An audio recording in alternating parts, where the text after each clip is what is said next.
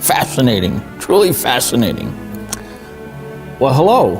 I was just diving into one of the great pieces of American literature. Why am I stuck reading this old, dusty copy of the Constitution when you get to read a children's book? Bite your tongue. This is a classic and national treasure, and you would do good to follow its teachings, just like that book you're holding.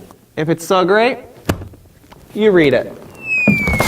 Actually, I've already read it. And did you almost fall asleep too? Of course not. I've got an idea. I'm going to make the United States Constitution an entertaining experience. For all ages, of course. Let's get to the meat of it. The United States Constitution was created some 200 years ago.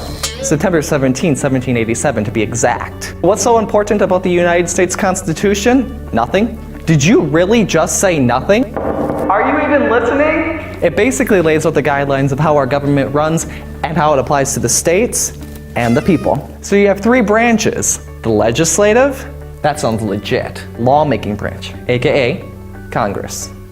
Then over here, you have the executive branch. Execute? Who are we executing? Oh, executive, like the boss, the president. And the third part, we have the judicial branch, which to me sounds like judge, which is exactly what it is. And they're at the top level of judges, the Supreme Court.